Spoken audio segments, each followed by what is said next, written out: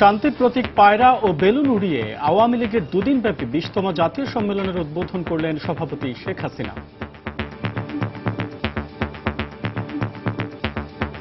বললেন, শত প্রতিকূলতার মাঝেও দেশের মানুষের মুক্তি এনে দিয়েছে দলটি। আজকে আমরা বাঙালি হিসেবে মর্যাদা পেয়েছি বিশ্ব দরবারে। আমরা আত্মপরিচয় সুযোগ পেয়েছি, যতটুকুই আজ অর্জিত হয়েছে আওয়ামী লীগই বাংলার মানুষকে ঐক্যবদ্ধ করে এই অর্জন এনে দিয়েছে। দেখছিলেন প্রধান শিরোনাম। দুপুরের সময় সঙ্গে আছে আমি আসাদ আজিম এবং আমি ফয়সাল মোর্শেদ। এবার অন্যান্য শীর্ষ সংবাদ।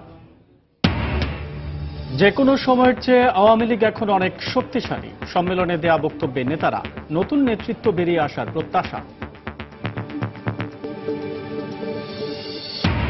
সড়ক দুর্ঘটনায় দেশে প্রতি বছর প্রাণহানি ঘটে প্রায় 2000 মানুষের। চালকদের দায়ী করে ড্রাইভিং লাইসেন্স প্রক্রিয়া বিজ্ঞানসম্মত করার তাগিদ বিশেষজ্ঞদের। মগবাজার মৌচাক মালিবাগ ফ্লাইওভারের নিচের রাস্তার এখনো বেহাল দশা। গাড়ির ধীর গতির কারণে দীর্ঘ যানজট, ড্রেনেজ ব্যবস্থা ভেঙে পড়ায় চরম দুর্ভোগে স্থানীয়রা। এবং চট্টগ্রাম টেস্টের তৃতীয় দিনের 248 রানে শেষে টাইগারদের প্রথম ইনিংস। দ্বিতীয় ইনিংসে ব্যাটিং বিপর্যয়ে ইংল্যান্ড, প্রথম বাংলাদেশি হিসেবে সাকিবের 150 উইকেট।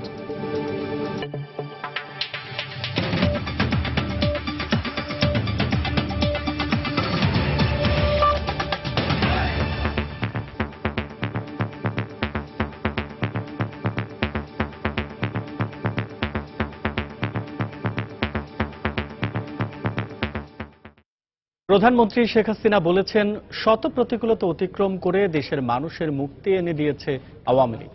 তিনি বলেন, বারবার আঘাত এলেও দক্ষ নেতৃত্বের কারণে মাথা তুলে দাঁড়াতে পেরেছে দলটি। রাজধানী সোহরাওয়ার্দী উদ্যানে বাংলাদেশ আওয়ামী লীগের 2 দিন ব্যাপী 20তম জাতীয় সম্মেলনের উদ্বোধন শেষে দেয়া বক্তব্য রাখেন তিনি। এ সময় তিনি আওয়ামী লীগের দীর্ঘ যাত্রার ইতিহাস এবং বঙ্গবন্ধুর সুযোগ্য নেতৃত্বের কথা স্মরণ করে এদেশের সব অর্জন আওয়ামী লীগের হাত ধরে এসেছে বলে মন্তব্য করেন। বাংলাদেশ আওয়ামী লীগ এই উপমহাদেশে প্রাচীনতম সংগঠনগুলির মধ্যে অন্যতম। আজকে আমরা বাংলাদেশ পেয়েছি, বাংলাদেশ একটি জাতি রাষ্ট্র। আজকে আমরা বাঙালি হিসেবে মর্যাদা পেয়েছি বিশ্ব দরবারে। আমরা আত্মপরিচয় সুযোগ পেয়েছি, আমাদের ভাষা, মাতৃভাষা বাংলা ভাষায় কথা বলার সুযোগ পেয়েছি। যার অর্জন যতটুকুই আজ অর্জিত হয়েছে তা সবই বাংলাদেশ আওয়ামী লীগের দান। আওয়ামী লীগই বাংলার মানুষকে ঐক্যবদ্ধ করে এই অর্জন এনে দিয়েছে। 49 সালে জন্মলগ্ন থেকে আওয়ামী লীগ এদেশের মানুষের আর্থসামাজিক মুক্তির জন্য সংগ্রাম করে যাচ্ছে। 52 ভাষা আন্দোলন, 66 6 দফা আন্দোলন এবং আমাদের মহান স্বাধীনতা, শত প্রতিকূল অবস্থা মোকাবেলা করে, জেল জুলুম অত্যাচার সহ্য করে এদেশের মানুষের এই মুক্তি এনে দিয়েছে বাংলাদেশ আওয়ামী লীগ, যার নেতৃত্ব দিয়েছে জাতির পিতা বঙ্গবন্ধু শেখ মুজিবুর রহমান। জাতীয় সঙ্গীতে শুরু, পরে বেলুন আর শান্তির প্রতীক পায়রা উড়িয়ে ঐতিহ্যবাহী দল বাংলাদেশ আওয়ামী লীগের 20তম সম্মেলনের উদ্বোধন করেন প্রধানমন্ত্রী শেখ হাসিনা। সম্মেলন সফল করতে নেতাকর্মীদের প্রতি আহ্বান জানান তিনি। আওয়ামী লীগকে দুর্বার উল্লেখ করে দলের সাধারণ সম্পাদক সৈয়দ আশরাফ তার বক্তব্যে বলেন, যে কোনো সময়ের চেয়ে বর্তমানে আওয়ামী লীগ দল হিসেবে অনেক বেশি শক্তিশালী। ঘড়ির কাঁটায় সকাল 10টা। দলীয় প্রতীক নৌকার অবয়বে ঐতিহ্য আর প্রযুক্তির সম্মিলন মঞ্চে আসেন দেশের সবচেয়ে প্রবীণ ও ঐতিহ্যবাহী রাজনৈতিক দল আওয়ামী লীগের সভাপতি প্রধানমন্ত্রী শেখ হাসিনা। সঙ্গে ছিলেন দলের জ্যেষ্ঠ নেতারা।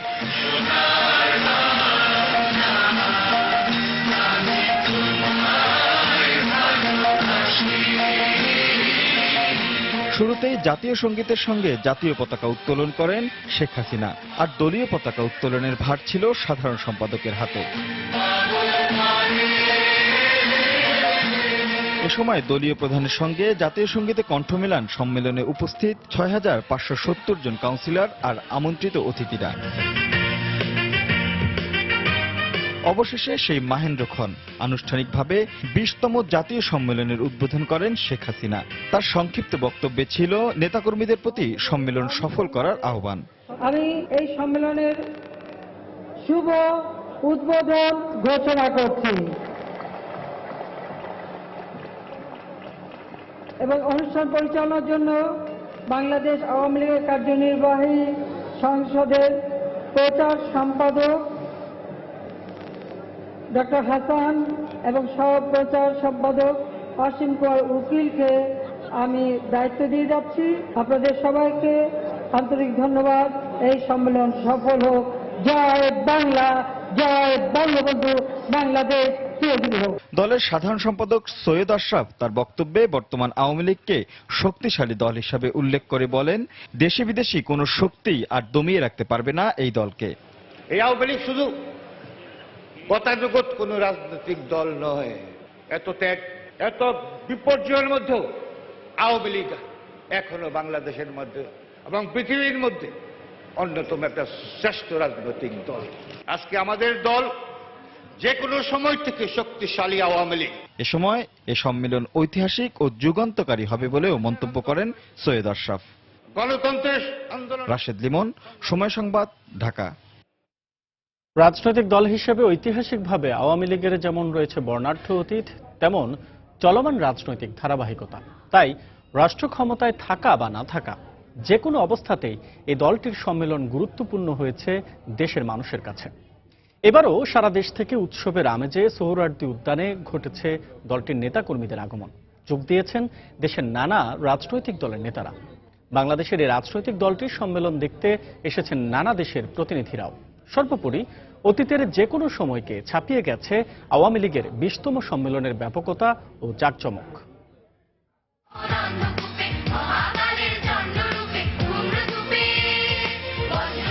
উচ্চারণ অসাম্প্রদায়িক চেতনা সমুন্নত রাখা এবং জঙ্গিবাদের বিরুদ্ধে। আলোর অভিযাত্রা নামের এ সাংস্কৃতিক অংশে উঠে আসে স্বাধীনতা সংগ্রাম, ঐতিহ্য, দেশাত্মবোধের চেতনা আর অন্যায়ের বিরুদ্ধে তারুণ্যের প্রতিরোধ। রবীন্দ্রনাথ, কাজী নজরুল, লালনের গানের এই অংশটির পরিচালনা করেন দলটির সাংস্কৃতিক সম্পাদক আসাদুজ্জামান নূর।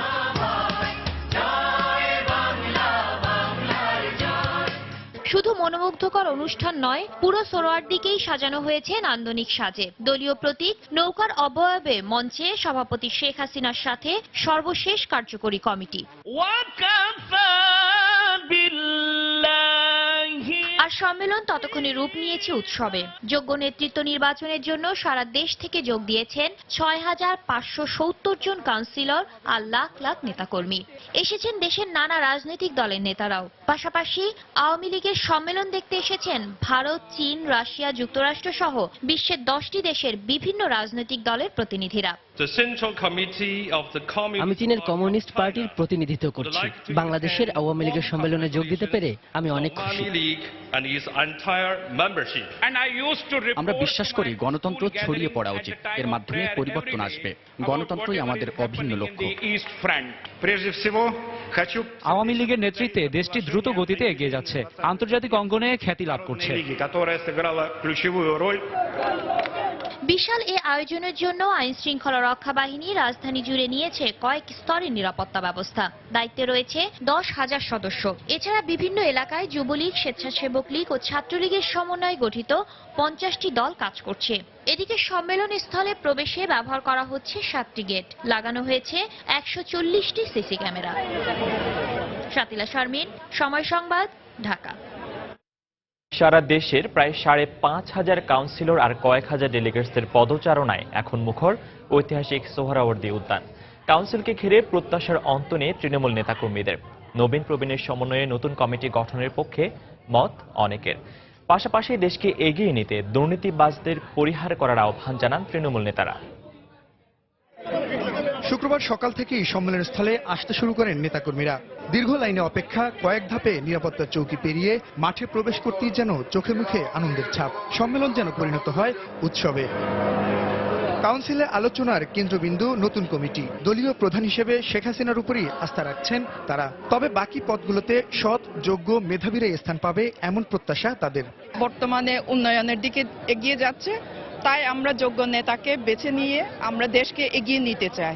জননেত্রী শেখ হাসিনা সুন্দর একটি কমিটি আমাদেরকে উপহার দিবেন, যেই কমিটির নেতৃত্বে ডিজিটাল বাংলাদেশ বাস্তবায়ন হবে। মাননীয় প্রধানমন্ত্রী নারী নেতৃত্বের যোগ্য আসনে বসাবেন, নারী ক্ষমতায়নকে উনি বিশ্বাস করেন। আওয়ামী লীগের ইতিহাস ত্যাগের ইতিহাস, আওয়ামী লীগের ইতিহাস রক্তের ইতিহাস, আওয়ামী লীগের ইতিহাস বিজয়ের ইতিহাস।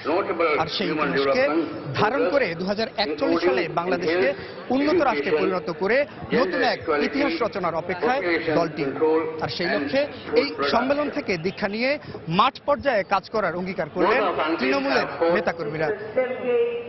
বাংলাদেশে যা কিছু অর্জন হয়েছে আওয়ামী লীগের মাধ্যমে হয়েছে, ভবিষ্যতে যা কিছু হওয়ার সম্ভাবনা আছে আওয়ামী লীগের মাধ্যমে হওয়ার সম্ভাবনা আছে। শেখ হাসিনা 20 ভিশন বাস্তবায়নের লক্ষ্যে একযোগে কাজ করার জন্য আমরা সমবেত হয়েছি এখানে। নেতাকর্মীদের আলোচনা থেকে বাদ যায়নি 2019 সালের সংসদ নির্বাচন। নতুন নেতৃত্বে প্রাণের দল আবার ক্ষমতায় আসবে, উন্নয়নের ধারায় এগোবে দেশ, পূরণ হবে বঙ্গবন্ধুর সোনার বাংলা গঠনের স্বপ্ন, এমন প্রত্যাশা ছিল অনেকের। যে কমিটি জননেত্রী শেখ হাসিনার নেতৃত্বে গঠন হবে, সেই কমিটি আগামী নির্বাচনের জন্য একটা বিশাল ভূমিকা রাখবে। কারণ বাংলাদেশের 16 কোটি মানুষের আশা আকাঙ্ক্ষার ঠিকানা হচ্ছে জননেত্রী শেখ হাসিনা। বাংলাদেশকে যদি ক্ষুধা দারিদ্র্যমুক্ত উন্নততর বাংলাদেশে রূপান্তরিত করতে হয়, এই বাংলাদেশ আওয়ামী লীগকে ক্ষমতায় রেখেই আমাদের বাকি দিনগুলো কাটাতে হবে। নেতাকর্মীদের এমন সব জল্পনা কল্পনার মধ্যেই চলছে সম্মেলন। এখন দেখার অপেক্ষা কারা আসেন নতুন নেতৃত্বে। জুনায়েদ আল হাবিব, সময় সংবাদ, ঢাকা।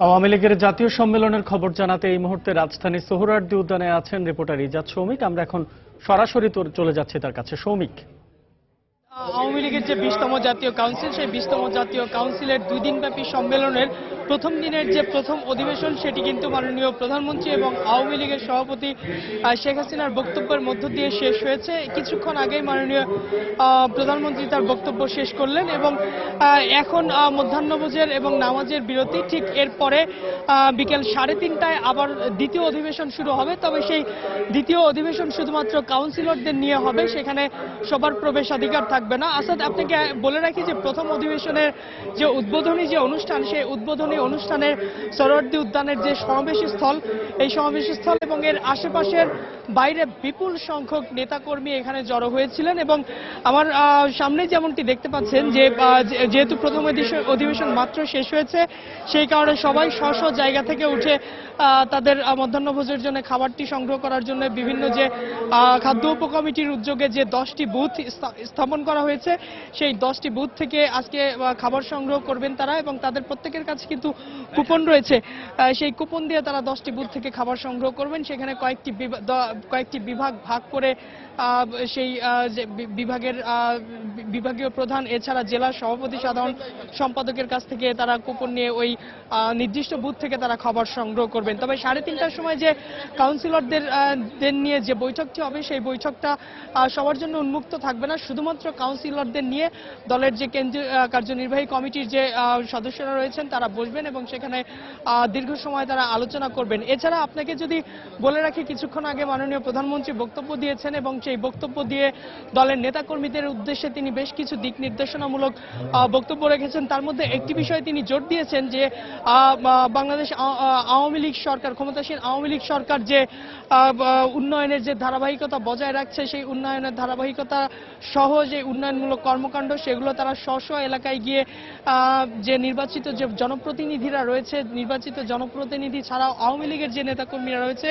সেই নেতাকর্মীরা স্ব এলাকায় গিয়ে এই উন্নয়নমূলক কর্মকাণ্ডগুলো বিভিন্ন জনের কাছে, সাধারণ মানুষের মাঝে সেগুলো প্রচার করবেন। এর বাইরে বিশেষত তিনি নির্বাচিত প্রতিনিধি এবং ওয়ান ইউনিয়ন আওয়ামী লীগের সভাপতি সাধারণ সম্পাদক থেকে শুরু করে অনেকের কাছে তিনি আহ্বান রেখেছেন যেন প্রত্যেক এলাকায় যারা গরিব দুস্থ, বিশেষত প্রতিবন্ধী এবং অসহায় মানুষ রয়েছে তাদের একটা তালিকা তৈরি করার জন্য মাননীয় প্রধানমন্ত্রী আহ্বান জানিয়েছেন এবং সেই তালিকা অনুযায়ী প্রধানমন্ত্রী বলেছেন যে সরকার তাদেরকে সহায়তা দেবে এবং বাংলাদেশে যাতে আর কোনো দরিদ্র লোক না থাকে সেজন্য তিনি সরকারের পক্ষ থেকে সহায়তা দেবে এবং এই প্রতিনিধি সম্মেলন থেকে এই জাতীয় কাউন্সিল থেকে তিনি ঘোষণা করছেন যে 2021 সালের মধ্যে মধ্যম আয়ের দেশ এবং 41 সালের মধ্যে উন্নত দেশ করার একটা প্রত্যয় তিনি ব্যক্ত করেছেন। তো প্রতিনিধি সম্মেলন থেকে এই ছিল আমার কাছে সবশেষ খবর। সহকর্মী ইজাজ শমিক জানাচ্ছিলেন সম্মেলন স্থল থেকে। এছাড়াও দর্শক সম্মেলনের বাইরে রয়েছেন অনেকে, এই মুহূর্তে টিএসসি এলাকায় রয়েছেন রিপোর্টার তরিকুল ইসলাম সৌরভ। বিস্তারিত জানতে আমরা সরাসরি চলে যাচ্ছি তার কাছে। সৌরভ। আসাদ, আওয়ামী লীগের যে জাতীয় সম্মেলন আজ অনুষ্ঠিত হচ্ছে, এখন তার মধ্যাহ্ন ভোজের বিরতি চলছে। কিছুক্ষণ আগে প্রধানমন্ত্রীর বক্তব্যের মাধ্যমে প্রথম সেশন শেষ হয়েছে, আর এখন মধ্যাহ্নভোজের বিরতি চলছে এবং এবারকার সম্মেলনে প্রায় 50,000-এর মতো মানুষের খাবারের ব্যবস্থা হয়েছে। এখন সেই বিরতিটি চলছে। আর আপনাকে বলি যে সকাল 10টার কিছুক্ষণের পর প্রধানমন্ত্রী শেখ হাসিনা এই অনুষ্ঠানের উদ্বোধন করেন। এরপর বিভিন্ন কাউন্সিলর, ডেলিগেট এবং বিদেশি অতিথিদের বক্তব্যের পরে প্রধানমন্ত্রী তার বক্তব্য দেন এবং সেই বক্তব্যের পরে এখন এটি চলছে এবং দ্বিতীয় অধিবেশন 3:30টা নাগাদ শুরু হবে এবং সেই অধিবেশনে শুধুমাত্র কাউন্সিলররা থাকতে পারবেন বলে এখন পর্যন্ত আমরা জানতে পেরেছি। আর এই 2 দিন ব্যাপী যে আওয়ামী লীগের জাতীয় সম্মেলন, তার কথা যদি বলি, এই সম্মেলন কিন্তু প্রায় 2 দিন অনেক আগে থেকেই কিন্তু এই সম্মেলনের যে আয়োজন সেটার কথা বলা হয়েছিল এবং সেই ব্যাপারে আয়োজন চলছিল এবং 2 দিন ব্যাপী যে আয়োজন তা কালকেও চলবে এবং আরো পরবর্তী খবর পরবর্তী জানার চেষ্টা করবো। আসাদ, এই ছিল সর্বশেষ খবর। সহকর্মী তরিকুল ইসলাম সৌরভ জানাচ্ছিলেন সম্মেলন স্থলের ঠিক বাইরে থেকে, যেখানে আরো অনেকেই উপস্থিত রয়েছেন সম্মেলনের উদ্দেশ্যে আসা।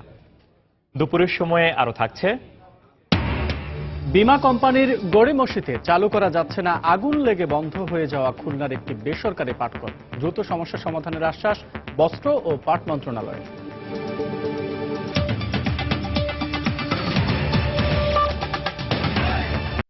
আওয়ামী লীগের সম্মেলনকে কেন্দ্র করে রাজধানীর বিভিন্ন সড়কে যান চলাচলে ছিল পুলিশের কড়া নিয়ন্ত্রণ। আগে থেকে রুট প্ল্যানিং জানার কারণে বিকল্প পথ ব্যবহার করে ভোগান্তি এড়াতে সক্ষম হয়েছেন সাধারণ মানুষ। ট্রাফিক ব্যবস্থাপনা ও নিরাপত্তায় নিজেদের সফল দাবি করে পুলিশ বলছে, আগামীকালও সড়কে থাকবে পুলিশের এমন নিয়ন্ত্রণ।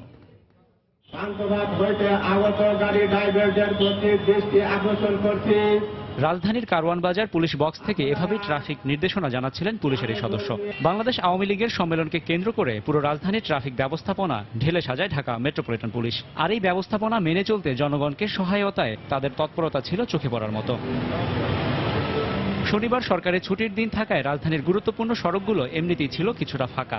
তবে যান চলাচলে নিয়ন্ত্রণ থাকায় সড়কে গণপরিবহন কম ছিল বলে জানিয়েছে অনেকে। আবার অনেক বাসেই দেখা গেছে অতিরিক্ত যাত্রী চাপ। আগে থেকেই রুট প্ল্যানিং এর বিষয়টি জানার ফলে বিকল্প সড়ক ব্যবহার করে ভোগান্তি এড়িয়েছেন অনেক নগরবাসী। কোন কোন রুট বন্ধ থাকবে সেটা তো আমরা মিডিয়ার মাধ্যমে আগেই জানতে পারছি। সেই কারণে আমরা বিকল্প পথ অনেকে খুঁজে নিছে, অনেকে হয়তো বা বাসায় বসে আছে, বের হয়নি বাসা থেকে, সব মিলিয়ে আর কি অবস্থা। সেই হিসেবে আমাদের উপকারী হয়েছে, ভোগান্তি কম। আমরা আগে থেকে জানতে পারছি এবং পত্রিকা মিডিয়ার মাধ্যমে যে না কোনো বাধা নেই, কোনো রোডে বাধা নেই, মানুষ সুন্দরভাবে আসতে পারতেছে। রাস্তায় গাড়ি অনেক কম, শুনলাম যে গাড়িওয়ালারা বলতেছে যে বেশিরভাগ গাড়ি ওরা সম্মেলনের কাজে ব্যবহার হচ্ছে আর কি। সিএনজি যদি বলি যে আপনি যাবেন পল্টনে ভাড়া হয়তো এখান থেকে 150 টাকা চাইতে 300 টাকা। এদিকে দেশের অন্যতম প্রধান রাজনৈতিক দল আওয়ামী লীগের সম্মেলনের মাধ্যমে দেশের অন্যান্য রাজনৈতিক দলগুলো গণতন্ত্র চর্চায় এগিয়ে আসবে বলে মত সাধারণ মানুষের। দেশের গণতান্ত্রিক চর্চা হোক, সম্মেলন হোক, আমরা চাই দেশ উন্নয়ন হোক। এভাবে গণতান্ত্রিক চর্চা হয়ে আমাদের দেশ যাতে সামনের দিকে আরো এগিয়ে যায় এবং দেশের আপম জনগণ যাতে এই উন্নয়নে অংশীদার হতে পারে। আগামীকাল সম্মেলনের দ্বিতীয় দিনে সড়কে পুলিশের নিয়ন্ত্রণ বজায় থাকবে জানিয়ে নগরবাসীকে পুলিশের নির্দেশনা মেনে চলার আহ্বান এই পুলিশ কর্মকর্তার। আমাদের পূর্ব প্রস্তুতি ছিল এবং যে প্রস্তুতির কারণে আমরা আজকে যেভাবে পার করেছি, আগামীকালকেও আশা করি একটু ভালোভাবে আমরা পার করতে পারবো। এদিকে সম্মেলনকে কেন্দ্র করে রাজধানী জুড়েই ছিল আইন শৃঙ্খলা রক্ষাকারী বাহিনীর কঠোর নজরদারি। রাশেদ বাপ্পি, সময় সংবাদ, ঢাকা। বাংলাদেশ প্রকৌশল বিশ্ববিদ্যালয় বুয়েটের ভর্তি পরীক্ষা আজ। 2016-17 শিক্ষাবর্ষে ভর্তিচ্ছুদের এই পরীক্ষা সকাল 9টা থেকে শুরু হয়ে চলবে বিকেল 4টা পর্যন্ত। এদিকে আজ আওয়ামী লীগের জাতীয় কাউন্সিলের কারণে রাজধানীর একাধিক সড়কে যান চলাচল বন্ধ থাকায় পরীক্ষা কেন্দ্রে যথাসময়ে উপস্থিত হওয়া নিয়ে দুশ্চিন্তায় পড়েন ভর্তিচ্ছুরা। আর তাই ভোর থেকে পরীক্ষা কেন্দ্রে চলে আসতে শুরু করেন শিক্ষার্থীরা। তবে বাসা থেকে 2-3 ঘন্টা আগে বেরোলেও অনেকে নির্ধারিত সময়ে এসে কেন্দ্রে পৌঁছাতে পারেননি। বুয়েট সূত্র জানায় সকাল 9টা থেকে বেলা 12টা পর্যন্ত চলে প্রকৌশল বিভাগের পরীক্ষা। এরপর 2 ঘন্টা বিরতি দিয়ে দুপুর 2টা থেকে বিকেল 4টা পর্যন্ত চলবে স্থাপত্য বিভাগের পরীক্ষা। এবারে 1030 আসনের জন্য পরীক্ষায় অংশ নিচ্ছেন 9157 জন শিক্ষার্থী।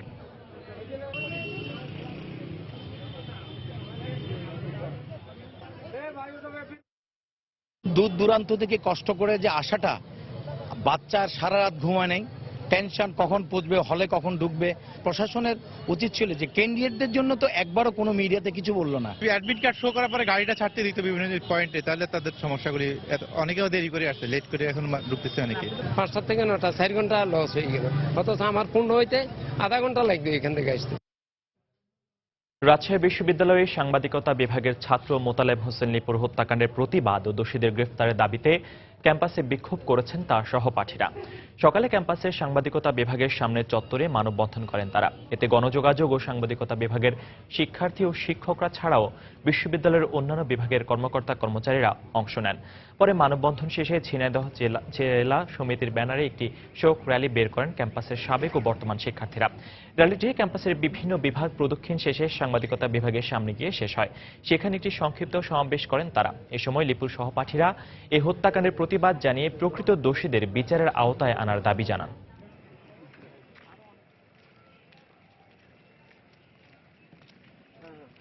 মগবাজার মৌচাক মালিবাগ ফ্লাইওভারের কাজ অনেকটাই শেষ, তবে ফ্লাইওভারের নিচের রাস্তায় এখনো রয়েছে বেহাল দশায়। গাড়ির ধীর গতির কারণে যানজটের ভোগান্তি ছাড়াও পথচারী চলাচলের রাস্তা আর ড্রেনেজ ব্যবস্থা ভেঙে পড়ায় স্থানীয়দের পড়তে হচ্ছে চরম দুর্ভোগে। তবে শিগগিরই নিচের রাস্তার সংস্কার শুরু করার আশ্বাস দিয়েছে কর্তৃপক্ষ। সেলিয়া সুলতানার রিপোর্ট।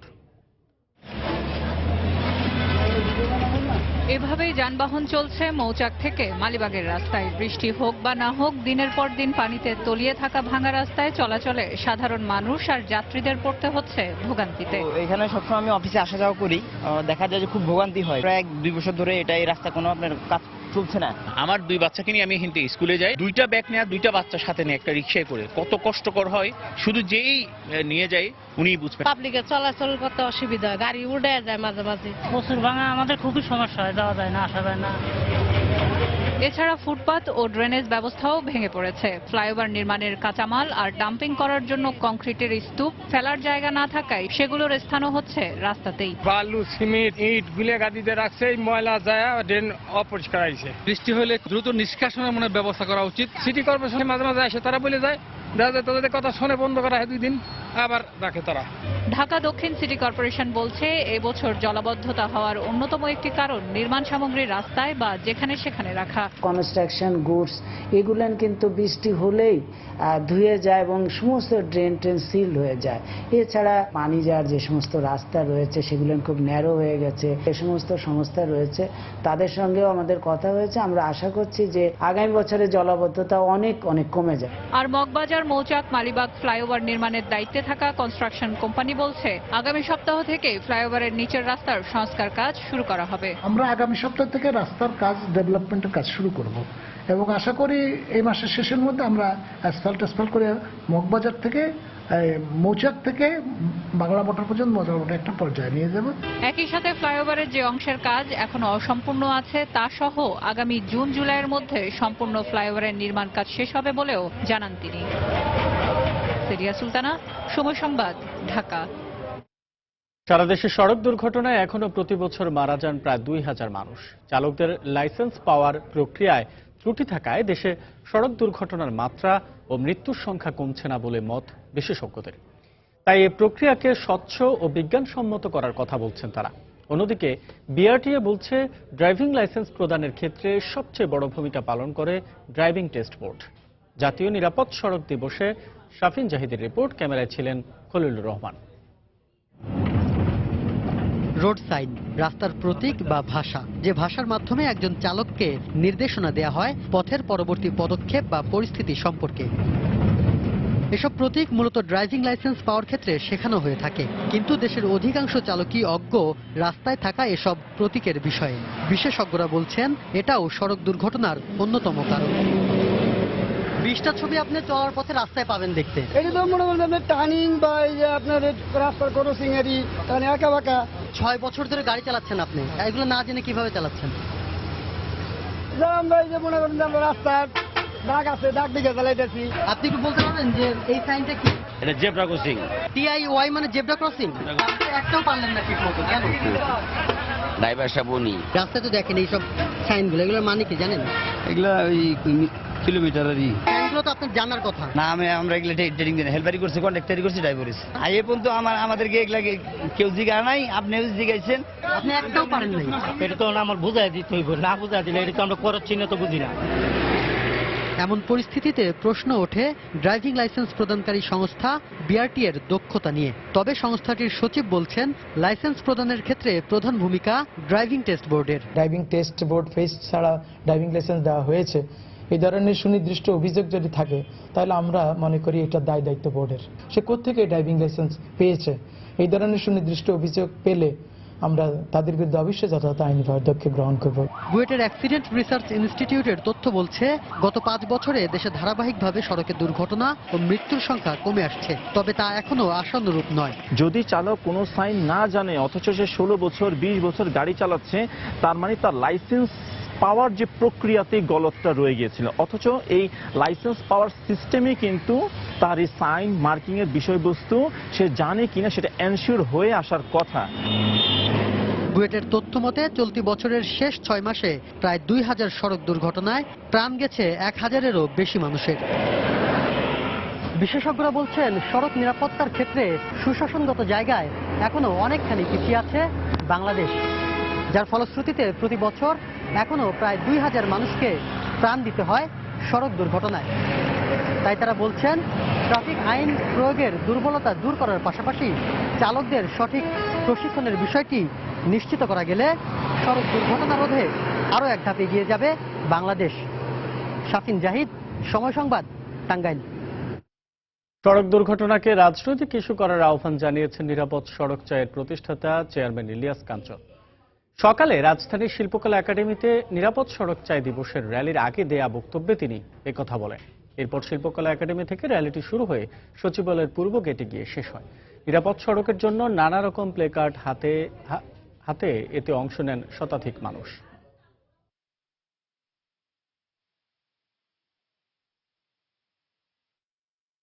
যে সমস্ত রাজনৈতিক নেতৃবৃন্দ আছেন, সমাজকর্মীবৃন্দ আছেন এবং জনপ্রতিনিধি যারা আছেন, তাদের দায়িত্ব সড়ককে নিরাপদ করার জন্য, এদেশের মানুষকে সড়কের মৃত্যুর হাত থেকে রক্ষা করার দায়িত্ব তাদেরই।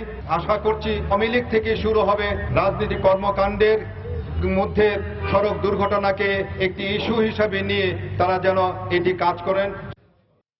দেশে প্রতি বছর বজ্রপাতে গড়ে 250-র মতো মানুষ মারা যাচ্ছেন। চলতি মাসে বজ্রপাতের মৃত্যু হয়েছে 2 জনের, যা অস্বাভাবিক ঘটনা বলে মনে করছেন বিশিষ্ট বিজ্ঞানী ডক্টর মোহাম্মদ জাফর ইকবাল। তার মতে জলবায়ু পরিবর্তনের কারণেই এমনটা হচ্ছে। এই পরিস্থিতি মোকাবিলায় বজ্রপাতকে জাতীয় দুর্যোগ হিসেবে ঘোষণা করে দেশের 8টি স্থানে বজ্রপাত সতর্কীকরণ কেন্দ্র স্থাপনের উদ্যোগ নিয়েছে সরকার। দিগেন সিংহের তোলা ছবিতে বিস্তারিত জানাচ্ছেন ইকরামুল কবির। বজ্রপাতে 2 অক্টোবর সিলেটের ওসমানী মেডিকেল কলেজ ও হাসপাতালের অভ্যন্তরে 2 জন মারা যায়। অক্টোবর মাসে বজ্রপাতের ঘটনা আবহাওয়াবিদদের কাছে নতুন ঘটনা। মার্চ থেকে মে মাস পর্যন্ত ঝড়, বৃষ্টি, বজ্রপাতের মৌসুম হিসেবে গণ্য হয়ে থাকে। বিশ্বব্যাপী জলবায়ুর পরিবর্তনের কারণে স্বাভাবিক তাপমাত্রার চেয়ে 3 থেকে 4 ডিগ্রি সেলসিয়াস উষ্ণতা বেড়ে গেছে। এ কারণে বাংলাদেশে বজ্রপাতে হতাহতের ঘটনা আশঙ্কাজনক হারে বাড়ছে বলে মনে করছেন ডক্টর মোহাম্মদ জাফর ইকবাল।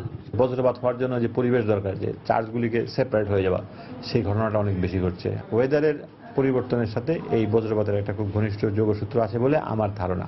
চলতি বছরের মে মাসে বজ্রপাতকে জাতীয় দুর্যোগ ঘোষণার পরপরই ফায়ার ব্রিগেডের পক্ষ থেকে নেওয়া হয়েছে জনসচেতনতামূলক নানা উদ্যোগ। বজ্রপাতের সময় কখন কি করতে হবে, কিভাবে সেফ থাকতে হবে নিজেকে, সেই বিষয়ে বিস্তারিত আমাদের উপদেশ আছে সেখানে। এদিকে বজ্রপাতে মৃতের সংখ্যা কমাতে প্রথমবারের মতো দেশে বজ্রপাত সতর্কীকরণ কেন্দ্র স্থাপন করার উদ্যোগ গ্রহণ করেছে সরকার। ডিটেক্ট করার জন্য যন্ত্র বসানো হচ্ছে, পাশাপাশি বাংলাদেশের আরো 7টা স্টেশন, টোটাল 8টা স্টেশন নিয়ে একটা নেটওয়ার্ক তৈরি করা হচ্ছে। বজ্রপাত কোন দিকে হবে এবং সেটার অনুযায়ী আমরা বজ্রপাতের পূর্বাভাস দিতে পারবো। দুর্যোগ ব্যবস্থাপনা ও ত্রাণ মন্ত্রণালয় সহ বিভিন্ন পরিসংখ্যান মতে দেশে গত 5 বছরে বজ্রপাতে মারা গেছে 1249 জন। শুধু এবছরের মে মাসের 12 ও 13 তারিখে 26 জেলায় মারা গেছে 81 জন। ইকরামুল কবির, সময় সংবাদ, সিলেট। দেশের যে কোনো ধরনের প্রাকৃতিক দুর্যোগ মোকাবিলা করতে সরকার সবসময় প্রস্তুত রয়েছেন বলে জানিয়েছেন প্রধানমন্ত্রীর আন্তর্জাতিক বিষয়ক উপদেষ্টা ডক্টর গওহর রিজভী। সকালে ঢাকা বিশ্ববিদ্যালয়ের সিনেট ভবনের নৃবিজ্ঞান বিভাগের আয়োজনে দুদিনের জলবায়ু সংক্রান্ত আন্তর্জাতিক সম্মেলনের উদ্বোধনী অনুষ্ঠানে তিনি এই কথা বলেন। দেশের যে কোনো প্রাকৃতিক দুর্যোগ মোকাবিলায় জাতীয় ও আন্তর্জাতিক পর্যায়ে বিশেষ নজরদারির প্রয়োজন হয়ে পড়েছে, তাই সরকারের পাশাপাশি বেসরকারি পর্যায়েও এই বিষয়ে কাজ করতে হবে বলে জানান তিনি। দুদিনের এই আন্তর্জাতিক সম্মেলনে 10টি দেশের প্রতিনিধি অংশগ্রহণ করেছেন। দুপুরের সময় আরো থাকছে। চট্টগ্রামে স্থাপন করা হয়েছে দেশের প্রথম ও একমাত্র প্রাণী ব্লাড ব্যাংক। সংকট মুহূর্তে যে কোনো প্রাণীর জন্য সরবরাহ করা হবে রক্ত, জানিয়েছে কর্তৃপক্ষ।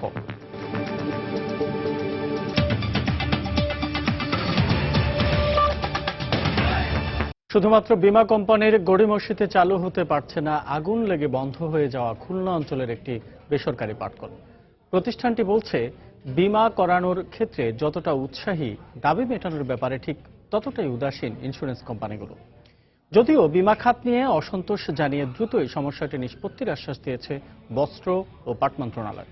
তবে আর্থিক খাত বিশেষজ্ঞরা বলছেন পদ্ধতিগত সংস্কার ছাড়া দীর্ঘমেয়াদী খাতের উন্নয়ন অসম্ভব। জুবাইর ফয়সালের রিপোর্ট। আমার এলাকার একটা দোকানে আগুন লাগে পড়ছে, তার ইন্স্যুরেন্স করা, সেই ইন্স্যুরেন্স টাকা তুলতে আমি হুইপ থাকা অবস্থায় সেই কোম্পানির সাথে 4 বার সিটিং করার পরেও কিন্তু তার টাকা কিন্তু অর্ধেক উঠছে আর অর্ধেক দেয় নাই। প্রতিমন্ত্রীর এমন বক্তব্য থেকে স্পষ্ট খোদ সরকারও অপারগ বীমা খাতের জট খুলতে। একইভাবে অগ্নিকাণ্ডে ক্ষতিগ্রস্ত হয়ে অনির্দিষ্টকালের জন্য বন্ধ হয়ে গেছে খুলনার দিঘলিয়ার জুট টেক্সটাইল মিলের 1 নম্বর ইউনিট, যেখানে দৈনিক 30 টনের মতো পাট ও পাটজাত পণ্য উৎপাদিত হতো। চালুর মাত্র 5 দিনের মাথায় দুর্ঘটনায় একেবারেই নষ্ট হয়ে যায় প্রতিষ্ঠানটির বিপুল সংখ্যক মেশিনারিজ আর গুদামজাত পাট। এর মধ্যেই ফায়ার সার্ভিস আর পুলিশ ক্লিয়ারেন্স পেলেও 3 কোটি টাকা মূল্যের রফতানিযোগ্য পাট আর যন্ত্রাংশের বীমা দাবি বুঝে পায়নি প্রতিষ্ঠানটি। যখন ওরা ইন্স্যুরেন্স করতে আসে তখন আমরা যেভাবে তারা আমাদের দিকে আগায় আসে, যখন একটা দুর্ঘটনা ঘটে তখন আমাদেরকে উল্টা বিভিন্ন রকমের ভিকটিম মতো আমরা দাঁড়িয়ে ঘুরতে হয়। তারা এমন সব শর্ত দেয়, এত বড় একটা লিঙ্গার প্রসেস যে ততদিন যদি আমি বসে থাকি ভালো একটা সাফারিং এবং আমি 100% শ্রমিককে ডিপ্লয় দিতে পারবো না। এমন অভিযোগ প্রতিদিনই আসছে বীমা নিয়ন্ত্রণ অধিদপ্তরে, কিন্তু নিষ্পত্তি হচ্ছে সামান্যই, এমন মত আর্থিক খাত বিশেষজ্ঞদের। তবে বীমা খাতের দীর্ঘমেয়াদী উন্নয়নে শর্ত কমানোর সঙ্গে প্রতি বছর শিল্প বীমা নবায়ন পদ্ধতি বাতিলেরও পরামর্শ তাদের। যখনই দেখা যায় কোনো দুর্ঘটনা ঘটে তখনই বলা হয় যে আপনি এটা তো ফায়ার হয়েছে ঠিকই, কিন্তু এটা আসল ফায়ার না। এত অসংখ্য আইটেম কমপ্লেন্স করা এটা গ্রাহকের পক্ষে সম্ভব হয় না, ব্যাংকের পক্ষে ওটা ইনসিস্ট করা যায় না। বছর বছর যে বীমা করার যে সিস্টেম, এটাই হলো বাংলাদেশের বীমা শিল্পের সবচেয়ে একটা দুর্বল দিক। আইআরডি এর তথ্য মতে দেশের বীমা কোম্পানিগুলোতে নিষ্পত্তির অপেক্ষায় রয়েছে শুধুমাত্র পাট শিল্প সংশ্লিষ্ট প্রায় 1,500 ক্ষতিপূরণ দাবি, যার মধ্যে আদালতের দ্বারস্থ হয়েছেন 5 শতাধিক গ্রাহক। জুবাইর ফয়সাল, সময় সংবাদ, খুলনা। বন্দরনগরী চট্টগ্রামে স্থাপন করা হয়েছে দেশের প্রথম ও একমাত্র প্রাণী ব্লাড ব্যাংক। ভেটেরিনারি ও অ্যানিমাল সায়েন্স বিশ্ববিদ্যালয়ের উদ্যোগে এটি প্রতিষ্ঠা করা হয়েছে। যে কোনো প্রাণীর সংকট মুহূর্তে ব্লাড ব্যাংক থেকে রক্ত সরবরাহ করা হবে। রক্তদানের পাশাপাশি উন্নত চিকিৎসার মাধ্যমে একটি প্রাণীকে নতুন জীবন দেওয়া সম্ভব বলে মনে করেন বিশ্ববিদ্যালয় কর্তৃপক্ষ। বিস্তারিত জানাচ্ছেন পার্থপ্রতিম বিশ্বাস। মানুষের জীবন বাঁচাতে অত্যন্ত গুরুত্বপূর্ণ উপকরণ রক্ত। যে কোনো সংকটকালীন মুহূর্তে ব্লাড ব্যাংক থেকে অতি সহজেই পাওয়া যায় জীবন রক্ষাকারী এই উপাদানটি। শুধু মানুষ নয়, বিভিন্ন প্রাণীর জীবন বাঁচাতেও প্রয়োজন হয় রক্তের। বিশ্বের বিভিন্ন দেশে প্রাণীর জীবন রক্ষায় এনিম্যাল ব্লাড ব্যাংক থাকলেও বাংলাদেশে এতদিন পর্যন্ত তা ছিল না। আর সে কারণে আহত বা বিভিন্ন সংকটকালীন অবস্থায় থাকা প্রাণীর রক্তের চাহিদা মেটাতে প্রতিষ্ঠা করা হয়েছে দেশের একমাত্র প্রথম প্রাণী ব্লাড ব্যাংকের। একটা কুকুর এবং একটা বিড়াল যারা পোষে তারা অত্যন্ত মায়া করে তাকে পোষে। যখন প্রাণীটা এই রক্তের কারণে মৃত্যুবরণ করে তখন কিন্তু অনেকের ভিতরে ওই তার নিজের সন্তানের মতো তা সে দেখে। এই জন্য আমরা চিন্তা করলাম আমাদের যদি এই ব্লাড ব্যাংক তৈরি করে রাখি তাহলে ওই প্রাণীটাকে আমরা সুস্থ করতে পারি। কুকুর, বিড়াল বা যে কোনো প্রাণী থেকে 3 মাস পর পর রক্ত নেওয়া যায়। প্রতিবার রক্ত নেওয়ার সময় 400 থেকে 450 মিলি পর্যন্ত রক্ত সংগ্রহ করা যায়। ব্লাড ব্যাংক স্থাপন হওয়ায় খুশি পশুপ্রেমীরাও। ব্লিডিংটার জন্য চোখটা আমার হারাই গেল। শুধু আমি বলবো না যে আপনার ব্লাড ব্যাংক দরকার আছে ওদের জন্য, স্পেশালি আপনার আই। অনেক পেশেন্টই আসে যারা এনিমিক কন্ডিশনে, তাদের খুবই ব্লাডটা খুব প্রয়োজন। ব্লাডটা দেওয়ার 2 দিন পরে এবং ব্লাডটা দেওয়ার 4 দিন পরে আমরা এই ব্লাড প্যারামিটারগুলো আবার দেখি। তবে রক্তদান সম্পর্কে প্রাণীপ্রেমী যারা রয়েছেন তারা এখনো সচেতন নয় বলে জানালেন এই পশু চিকিৎসক। এখনো হয়তো অনেকেই জানে না এই ধরনের সার্ভিস আছে কি নাই। অতএব আমরা চাচ্ছি এটা দ্রুত এটার জনসচেতনতা করা, এবং আমরা এর জন্য আমাদের পদক্ষেপ হচ্ছে আমরা ওনারদের নিয়ে বিভিন্ন সময় আমরা প্রোগ্রাম করব। চলতি বছরের জানুয়ারি থেকে এনিম্যাল ব্লাড ব্যাংকের কার্যক্রম শুরু হয়েছে। এখনো পর্যন্ত 3টি কুকুরের সংগৃহীত রক্ত 6টি কুকুরকে দিয়ে জীবন বাঁচানো হয়েছে। পার্থ প্রতিম বিশ্বাস, সময় সংবাদ, চট্টগ্রাম। দেশের বাইরের খবর। ইরাকের কিরকুক শহরে মার্কিন জোটের বিমান হামলায় 15 ইরাকি নারী নিহত হয়েছে। এ হামলায় আহত হয়েছে অন্তত 50 জন। দেশটির স্থানীয় কাউন্সিলর বার্তা সংস্থা রয়টার্সকে জানায়, শুক্রবার বাগদাদ থেকে 180 কিলোমিটার দূরে কিরকুকের দাকুক শহরে শিয়া অধ্যুষিত এলাকায় হামলা চালায় মার্কিন জোট। এতে ঘটনাস্থলে 15 জন নারী নিহত হয়। ওই জায়গায় একটি শেষকৃত্যানুষ্ঠান চলছিল বলেও জানান তিনি। এদিকে এই হামলার তীব্র নিন্দা জানিয়েছেন ইরানের পররাষ্ট্র মন্ত্রণালয়ের মুখপাত্র বাহরাম কাশেমি। একই দিন ভোরে কিরকুকের পুলিশ সদর দপ্তর সহ কয়েকটি সরকারি ভবন নিজেদের দখলে নেয় আইএস। এ সময় জঙ্গিদের হামলায় বেশ কয়েকজন নিহতের খবর পাওয়া গেছে।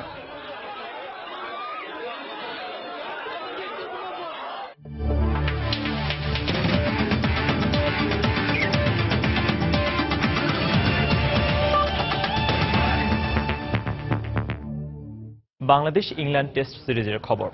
চট্টগ্রামে সিরিজের প্রথম টেস্টের তৃতীয় দিনে বোলারদের দাপটে দিশেহারা ব্যাটসম্যানরা। এখনো পর্যন্ত আউট হয়েছেন 2 দলের 10 ব্যাটসম্যান। দিনের শুরুতে বাংলাদেশের প্রথম ইনিংস শেষ হয় 248 রানে। 45 রানে এগিয়ে থাকা ইংল্যান্ড দ্বিতীয় ইনিংসে পড়েছে ব্যাটিং বিপর্যয়ে। শেষ খবর পাওয়া পর্যন্ত তাদের সংগ্রহ 5 উইকেটে 104 রান। 5 উইকেটে 221 রানের স্কোর নিয়ে তৃতীয় দিনে ব্যাট করতে নামে বাংলাদেশ। প্রথম ওভারে সাকিব আল হাসান নিজের উইকেট বিলিয়ে দেন। নাইট ওয়াচম্যান শফিউলকে ফেরান আদিল রশিদ। বল হাতে চমক দেখানো মিরাজ বেন স্টোকসের শিকার হয়ে ফিরে যান 1 রানে। তবে অভিষিক্ত সাব্বির রহমানের ব্যাটে লিডের স্বপ্ন দেখেছিল স্বাগতিকরা, কিন্তু এম্পায়ারের বিতর্কিত সিদ্ধান্তে সাব্বির ব্যক্তিগত 19 রানে আউট হন। 248 রানে শেষ হয় বাংলাদেশের প্রথম ইনিংস। 45 রানে এগিয়ে থেকে দ্বিতীয় ইনিংসে ব্যাট করতে নামা ইংল্যান্ডের 2 ওপেনার কুক ও ডাকেট ভালো কিছু ইঙ্গিত দিচ্ছিলেন। তবে দলীয় 26 রানে মিরাজের শিকার হয়ে ফিরে যান অধিনায়ক কুক। এরপর 2 রানের ব্যবধানে সাকিবের জোড়া আঘাতে দলীয় 28 রানেই 3 উইকেট হারায় থ্রি লায়ন্সরা। প্রথম বাংলাদেশি হিসেবে টেস্টে 150 উইকেট শিকারের রেকর্ড করেন সাকিব। লাঞ্চ বিরতির পর গ্যারি ব্যালেন্সকে ফেরান তাইজুল। সাকিবের তৃতীয় শিকারে পরিণত হন মঈন আলী। 62 রানে 5 উইকেট হারানো ইংল্যান্ডকে এরপর পথ দেখান স্টোকস ও ব্যারস্টো।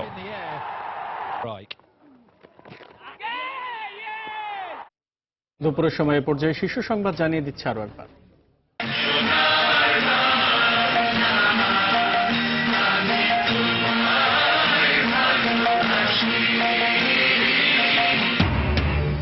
আওয়ামী লীগের 20তম জাতীয় সম্মেলনের উদ্বোধন করলেন সভাপতি শেখ হাসিনা। বললেন, শত প্রতিকূলতায় দেশের মানুষের মুক্তি এনে দিয়েছে দলটি। যে কোনো সময়ের চেয়ে আওয়ামী লীগ এখন অনেক শক্তিশালী, সম্মেলনে দেয়া বক্তব্যে নেতারা নতুন নেতৃত্ব বেরিয়ে আসার প্রত্যাশা।